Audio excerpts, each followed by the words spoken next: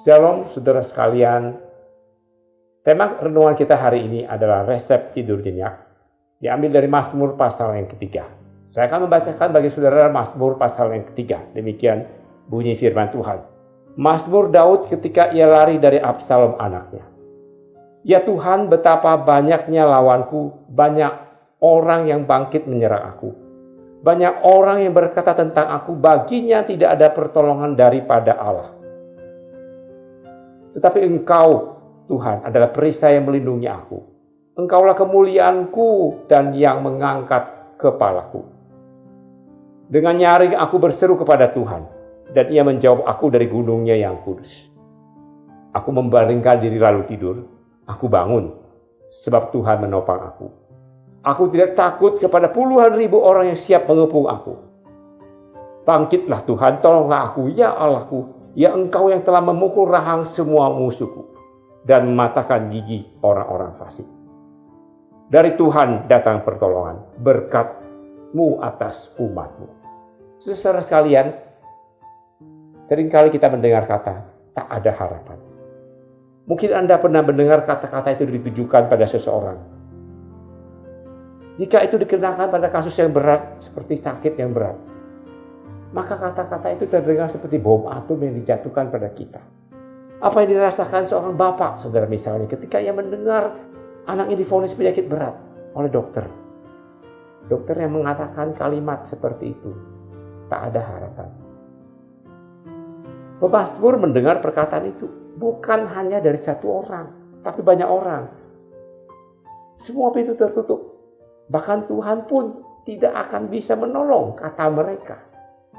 Kalimat itu sangat melemahkan, apalagi dikatakan oleh banyak orang. Dalam hal ini, pemazmur punya dua pilihan. Mau dengar kata orang, atau mau dengar kata Tuhan. Kata orang tidak ada harapan, tidak ada masa depan. Kata Tuhan, masa depanmu ada di tanganku. Kata orang, masa depan itu gelap. Kata Tuhan, masa depan itu jelas. Masa depan itu terang. Dengar kata orang, hidup kita akan gelisah. Dengar kata Tuhan, hidup kita akan tenang. Sehingga pemazmur mengatakan dia bisa tidur nyenyak. Bahkan ia yakin besok ia akan bangun kembali. Karena Tuhan yang menopangnya. Saudara-saudara yang dikasihi Tuhan, kita berhadapan dengan berbagai masalah hidup sekarang ini. Ada yang sepele, ada yang berat.